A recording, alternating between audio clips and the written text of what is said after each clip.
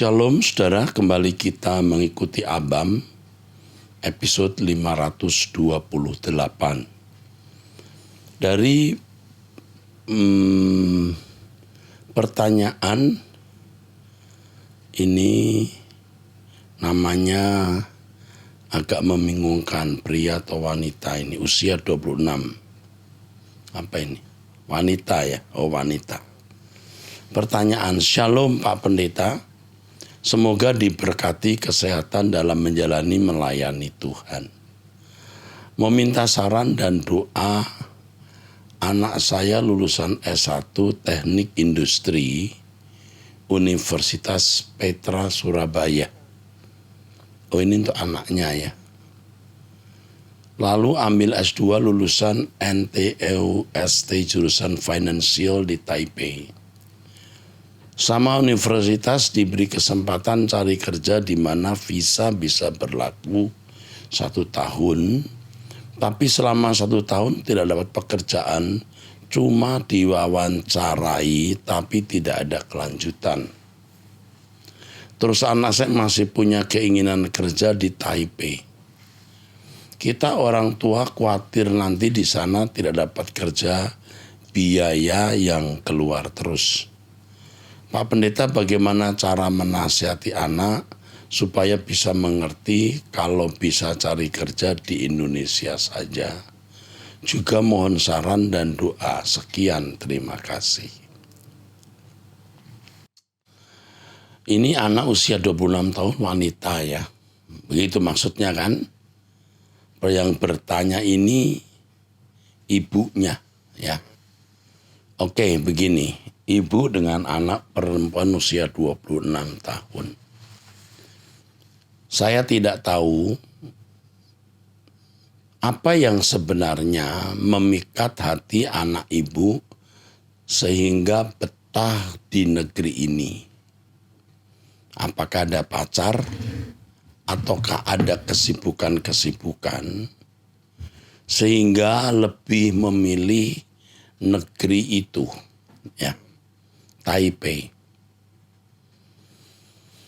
Nah, perlu diketahui bahwa kalaupun dia mendapatkan pekerjaan di sana, belum tentu hidupnya aman, nyaman, dan jadi benar.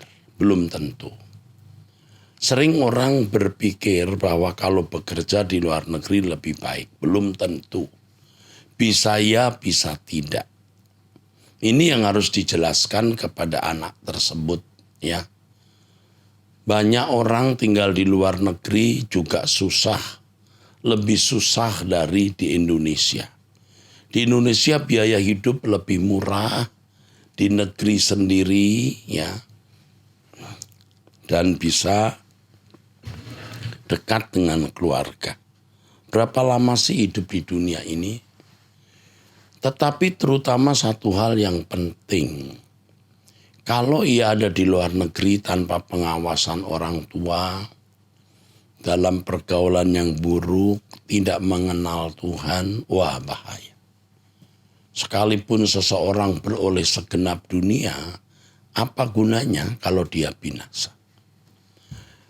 Anjurkan saja untuk kembali ke Indonesia dengan pertimbangan-pertimbangan ini. Jadi belum tentu lebih bahagia di luar negeri. Beritahu juga bahwa negeri itu adalah negeri konflik yang setiap saat juga bisa terjadi perang. Ya. Negeri konflik yang setiap saat bisa terjadi perang. Bahkan negeri ini juga bisa menjadi pusat ketegangan. Jangan main-main, bisa menjadi pusat ketegangan antara negara-negara besar. Beritahu itu. Yang kalau sampai terjadi konflik, dia tidak bisa pulang. Celaka sekali. Ingatkan itu.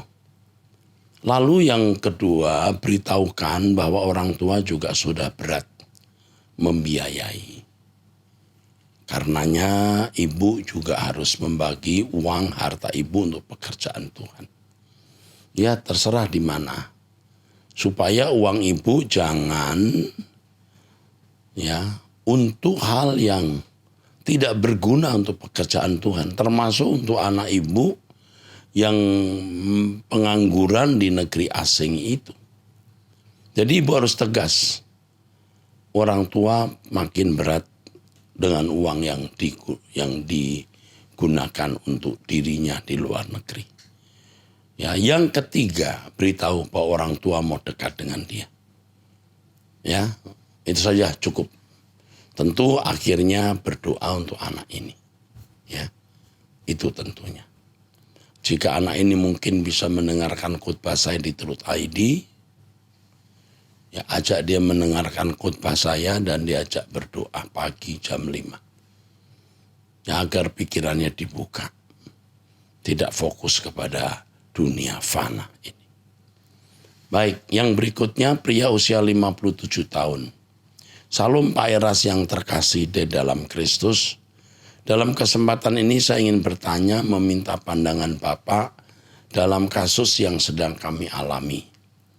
Saat ini saya dan adik kakak termasuk mama saya sedang berduka karena belum lama ini kami ditinggal oleh kakak kami karena sakit setelah mengalami banyak penderitaan karena penyakitnya ini. Semasa hidupnya kami melihat almarhum adalah seorang yang sangat luar biasa taat, doa puasa, doa subuh dan banyak sekali amalnya karena almarhum seorang yang sangat murah hati dan mudah kasihan terhadap orang lain. Di saat terbaring di rumah sakit, almarhum masih mengirimkan renungan rohani kepada banyak teman-temannya. Kami sempat bersuka cita karena kami yakin almarhum akan diterima di tempat yang layak. Masalahnya sekarang adalah kami memiliki saudara kandung yang memiliki karunia penglihatan alam roh. Jadi saat di rumah duka, saudara kami ini melihat roh almarhum berdiri di belakang peti matinya, memakai baju rumah sakit dan menghampiri saudara kami ini dengan wajah sedih dan bertanya, "Kenapa saya ada di sini?" 2 kali bertanya seperti itu. Juga saat peti masuk mobil jenazah, roh almarhum duduk di samping peti menangis sambil memukul dada seolah-olah dalam penyesalan yang sangat berat.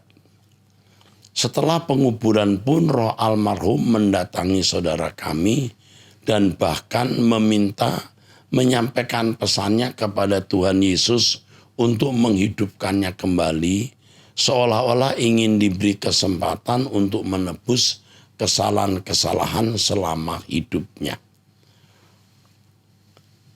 Dan penampakan ini dialami beberapa saudara-saudara kami lainnya, melihat roh almarhum mendatangi rumahnya. Kami sangat sedih sekali, Pak, dan bertanya-tanya apakah almarhum tidak selamat. Pertanyaannya, apakah ini benar roh almarhum atau roh lainnya yang menyamar dengan tujuan jahat seperti menambah kedukaan kami? Seandainya ya, bisakah roh-roh orang mati yang berkeliaran memiliki kemungkinan untuk menjadi anggota masyarakat setelah hari penghakiman nanti? Demikian pertanyaan saya, Pak Eras. Saya berterima kasih atas kesediaan Bapak membaca surat saya. Ada pertanyaan roh yang dianggap almarhum dengan pertanyaan ini, ya, atau permintaan ini, ya, agar menyampaikan pesannya kepada Tuhan Yesus untuk menghidupkan dia kembali, seolah-olah ingin diberi kesempatan untuk menebus kesalahan-kesalahan selama hidupnya. Kamu, ya, ini sudah tua, ya, Pak pria ini usia 57 tahun. Bapak menyaksikan bahwa almarhum semasa hidupnya taat, doa puasa, doa subuh, orang baik, bahkan terbaring di rumah sakit masih mengirimkan renungan rohani. Ini menurut pengamatan saya orang baik. Ya, orang yang sudah berurusan dengan Tuhan. Jadi tidak mungkin dia minta orang untuk menyampaikan pesan kepada Tuhan Yesus. Sebab dia sendiri sudah berurusan dengan Tuhan setiap hari, ya. Kita harus lebih percaya firman Tuhan daripada penglihatan siapapun. Di dunia kita yang jahat hari ini jarang loh orang mau doa puasa, doa subuh. Sudah jarang. Sampai terbaring di rumah sakit saja mengirimkan renungan rohani. Ini sudah orang yang tidak umum, sudah di atas rata-rata kebaikannya. Jadi jangan ragu-ragu bahwa almarhum sudah ada di dalam kemuliaan bersama Tuhan Yesus. Ya. Saya tentu harus hati-hati menjawab pertanyaan semacam ini. Tapi kalau saudara percaya saya hambanya Tuhan Yesus, punya nurani, nah inilah nurani saya berbicara. Jangan ragu-ragu. Orang seperti ini sudah ada bersama dengan Tuhan. Sangat mungkin roh-roh yang berkentayangan, roh-roh jahat menyerupai almarhum. Ya. Jangan percaya siapapun, lebih percaya kepada firman. Ya. Kalau sampai di pembaringan masing mengirimkan renungan rohani, ini orang baik. Ya. Ini sudah pasti orang baik. Orang yang layak masuk kerajaan surga. Bayangkan ya kalau orang di pembaringan dalam kondisi sakit masih mengirimkan renungan rohani lalu tidak dikenal Tuhan Yesus. Tidak mungkin ya. Bisakah orang-orang mati yang berkeliaran memiliki kemungkinan untuk menjadi anggota masyarakat setelah hari penghakiman nanti? Nah orang-orang mati ini roh orang mati siapa dulu? Orang mati yang jahat atau orang mati yang baik? Tetapi biasanya roh orang mati yang baik tidak bergentayangan, ya. Dijemput Tuhan masuk ke dalam Firdaus. Itu saja jawaban saya. Dan mulai hari ini jangan berduka cita lagi. Jangan terintimidasi oleh penglihatan-penglihatan yang Alkitab tidak pernah menasihati kita untuk percaya penglihatan untuk hal seperti ini. Ya. Penglihatan untuk hal-hal yang positif, ya, mendatangkan pembangunan, mendatangkan gairah spirit yang positif, bukan spirit duka cita. Bukan.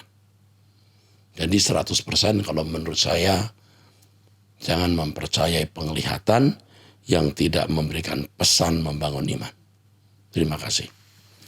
Oke, dari wanita usia 35 tahun.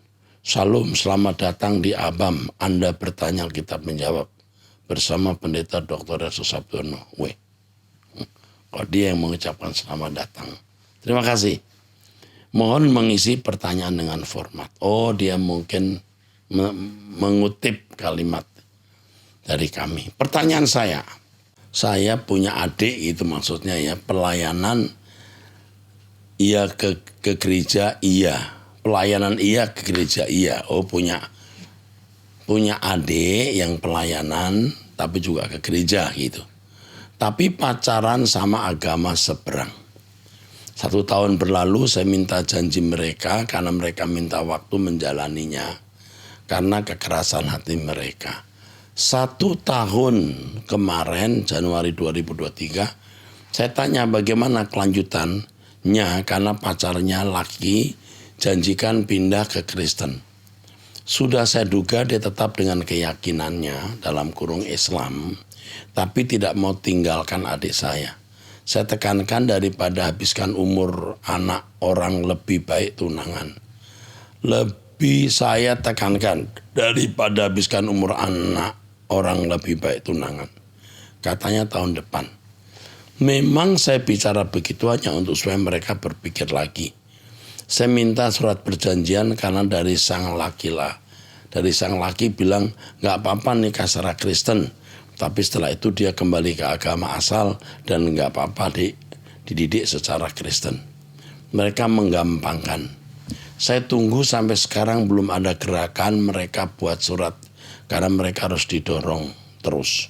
Akhirnya saya yang bilang barusan nanti perjanjian dibuat sebelum bulan puasa dan sambil ketemu mamanya.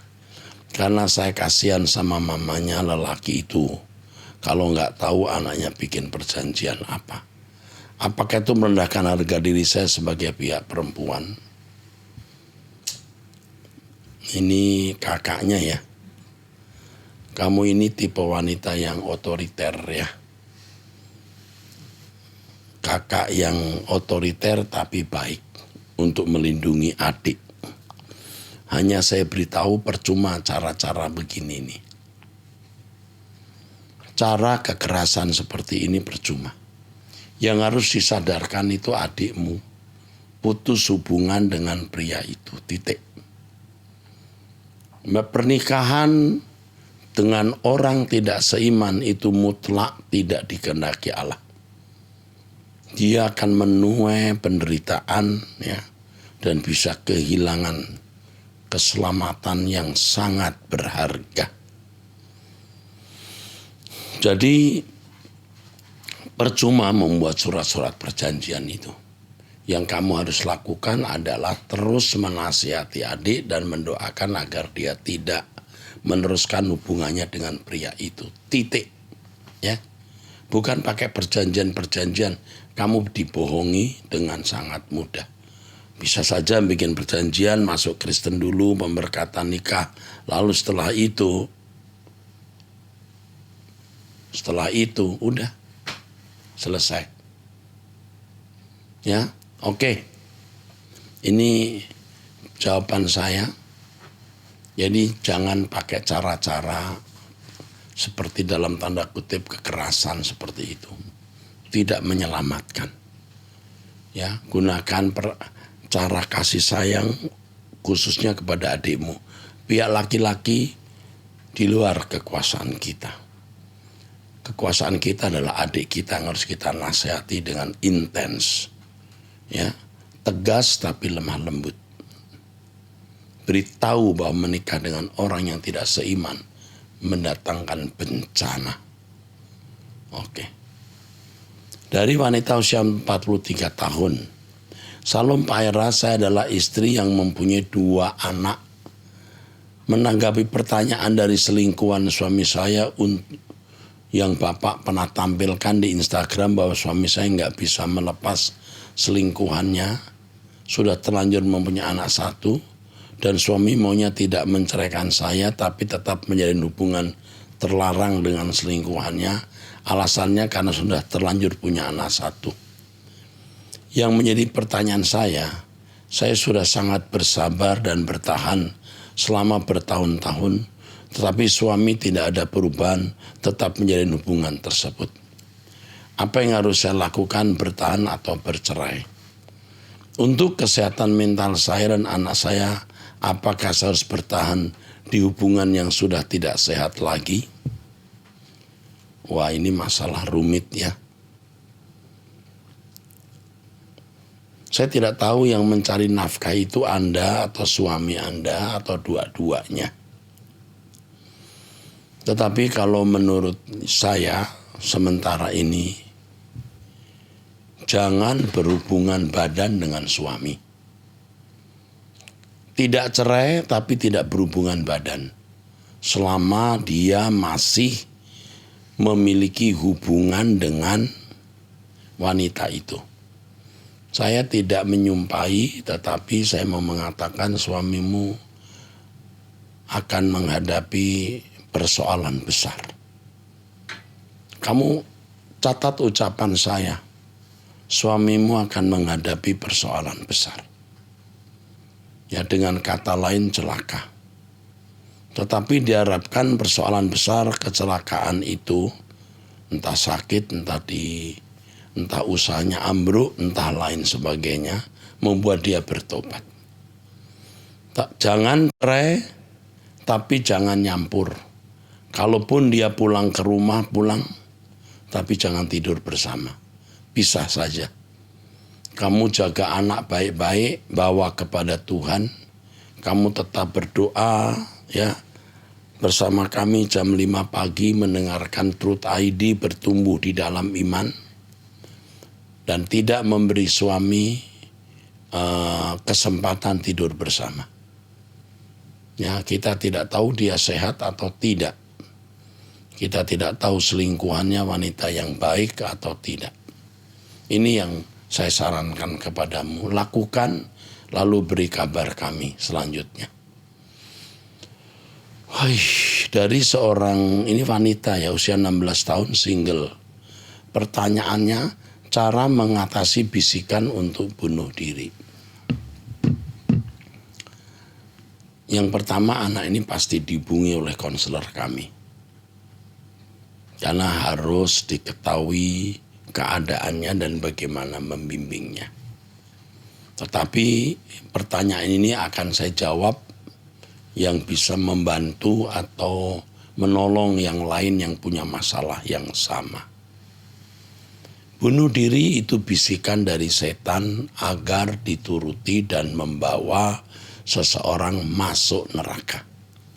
Jadi bisikan itu tidak perlu didengar, apalagi dituruti.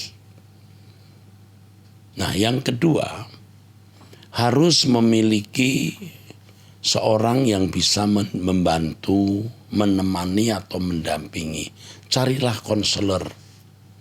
Kalau tidak, kami akan menyediakan konselor yang membimbing, mendampingi. Karena orang seperti ini membutuhkan pendampingan. Jika tidak atau belum ada pendamping, dengarkan khotbah.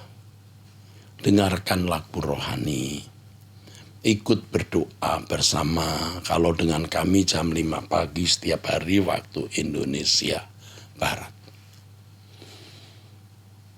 Lalu selanjutnya, miliki kesibukan hidup untuk mencapai tujuan. Kalau kamu sekolah, kamu kuliah, targetkan prestasi, targetkan hasil yang maksimal, yang bisa membuat masa depanmu baik, dan itu membahagiakan orang tua. Selanjutnya, miliki kesibukan yang itu berguna, apakah itu olahraga, ya, kesibukan yang bermanfaat, ya, atau keterampilan tertentu, ya. Nah, ini akan sangat membantu. Yang terakhir, berkumpullah dengan teman-teman dan nikmati keceriaan. Tentu teman-teman yang memiliki kehidupan yang baik. Dan untuk itu teman-teman di gereja. Kalau saya tidak tahu dia tinggal di mana, kalau ada di satu tempat, ya, cerita kepada pembina remaja, didampingi dan punya banyak teman-teman, ini akan menolong. Oke, tapi yang jelas karena ini saya tidak tahu masalahnya, kausalitas mengapa mau bunuh diri, maka akan didampingi seorang pembimbing. Ya, puji Tuhan. Pertanyaan dari wanita usia 59 tahun sudah menikah. Shalom Pak Eras, saya selalu mengikuti semua program Pak Eras. Terima kasih Pak atas nasihat-nasihatnya buat kami, dan kami sangat banyak diubahkan cara pandang kami tentang menjadi orang Kristen. Puji Tuhan Pak, kami sudah mengerti arti kebenaran. Begini Pak, saya mendengar Abam episode 510 tentang istri yang meninggalkan suaminya, dan itu juga terjadi pada anak saya Pak. Sejak menikah 4 bulan yang lalu, istrinya meninggalkan anak saya karena menantu saya ini pergi dengan alasan kalau suaminya itu bikin suami yang bukan suami yang dia harapkan. Bahkan sampai saat ini anak saya tetap menunggunya di rumah kontrakannya. Dan kami saat ini terus doakan menantu saya dan kami terus belajar diam seperti yang Pak Eras ajarkan. Saat saya mengikuti doa puasanya Pak Eras, keluarga kami dikuatkan. Yang saya tanyakan, Pak, apa boleh saya menemui besan saya untuk membicarakan masalah ini? Karena suami saya bilang kita harus tetap diam dan percayakan kepada Tuhan Yesus. Dan apapun yang Tuhan Yesus jawab suatu hari nanti, entah jawaban itu mengecewakan kita, harus tetap percaya pada Tuhan. Wah, luar biasa ya pernyataan dari anak ibu ini. Tetap diam dan percayakan kepada Tuhan. Apapun jawabannya, entah itu mengecewakan atau tidak, tetap percaya pada Tuhan. Ini luar biasa. Terima kasih Pak Eras, Tuhan Yesus terus pakai Pak Eras untuk menjadi berkat bagi semua orang. Diam itu bagus, Bu. Tetapi menemui besan menurut saya harus. Jadi kalau ada kesalahan dari pihak ibu, pihak anak ibu, ya minta maaf. Ya, tidak bermaksud mau melukai, ya, tapi ibu harus datang ke besan. Paling tidak sekali saja. Setelah itu tidak. Tetapi kalau bisa membangun hubungan terus dengan besan ini, bagus. Jadi bisa terus membangun hubungan. Ya, berdatanglah ke besan itu. Dan saya bersyukur ibu mencari Tuhan bersama dengan saya. Ya. Anak ibu juga terus terbimbing dengan prinsip diam, ini sudah bagus sekali. Tuhan pasti menolong kalian. Pasti ya. Tuhan memberkati ya. Oke. Saya tidak tahu anak ibu sudah punya anak atau belum ya. Ibu sudah punya cucu belum dari anak ibu ini. Oke. Lakukan ya bertemu besan. Pertanyaan terakhir dari wanita usia 25 tahun, sudah menikah karyawan swasta. Salam Pak Eras, saya ingin bercerita tentang perjalanan pernikahan saya yang baru berjalan 1,5 tahun ini. Bisa dibilang ini bukan perjalanan yang mudah. Saya dan suami sering bertengkar.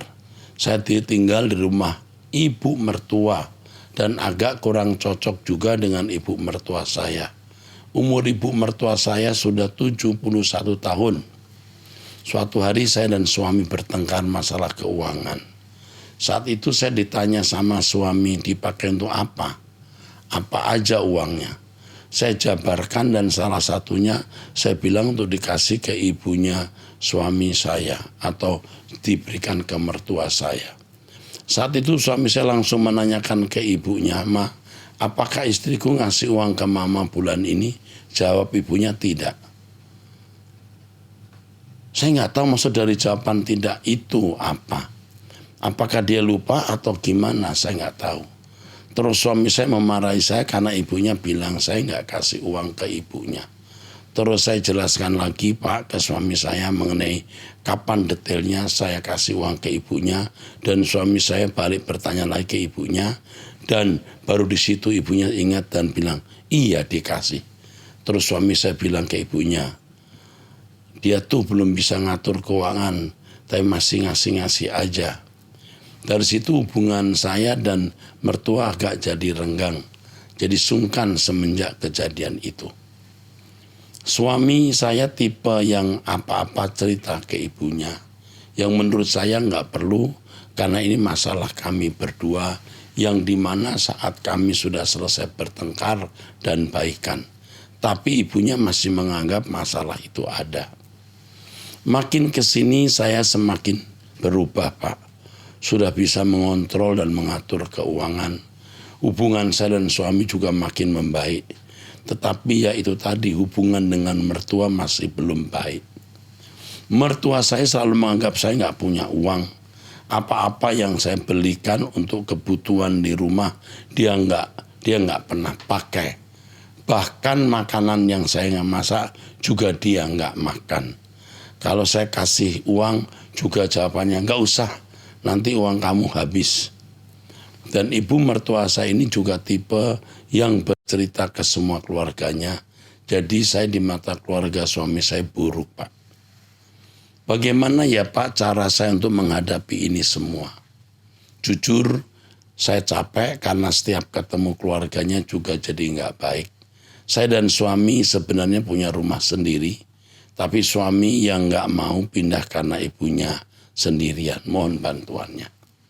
Oke, kamu orang yang sedang diproses Tuhan untuk menjadi dewasa. Kamu akan lebih bisa menghayati betapa tragisnya hidup ini. Dan kamu bisa saya ajak fokus untuk ke langit baru, bumi baru.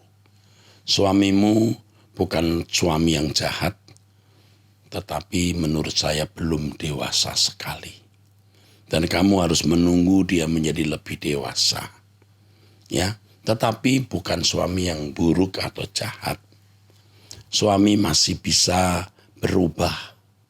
Tetapi mama mertuamu sudah tidak bisa berubah. Saya melihat mama mertuamu ya tidak matang, tidak dewasa di usia tuanya. Sulit ini. Tetapi ingat usianya sudah 71 tahun. Mungkin dia tidak lama lagi. Jadi bertahanlah di situ. Mengenai nama baikmu yang rusak, kamu dipandang buruk. Kamu percaya Elohim Yahweh, Allah yang besar, yang sanggup mengurai kekusutan. Suatu hari di mobil saya meratap kepada Tuhan. Nama saya benar-benar buruk, nama saya dirusak di sana sini. Saya berseru, ya Tuhan, ya bagaimana ini? Saya sendiri memiliki prinsip diam. Saya mendengar Tuhan bicara. Kalau aku tidak bisa mengurai kekusutan ini, aku bukan Allah. Hati saya sejahtera. Sampai hari ini saya menyerahkan dalam tangan Tuhan semesta Allah. Jadi jangan takut kamu difitnah, namamu diburuk-burukan atau pembunuhan karakter atas namamu. Tidak masalah. Kalau kamu baik, kamu benar, Tuhan lindungi kamu. Hanya tunggu waktu saja. Dan kalau di dunia kamu tetap dinilai buruk, kamu percaya di pengadilan Tuhan nanti. Percayalah itu. Kalau Tuhan tidak bisa mengurai kekusutan ini, dia bukan Tuhan yang berkuasa. Tapi yang benar dia Tuhan yang berkuasa, dia sanggup mengurai semua kekusutan dan melindungi kita. Ya, demikian saudara-saudara sekalian, Abam episode ini. Sampai jumpa di episode yang akan datang, episode 529. Tuhan memberkati.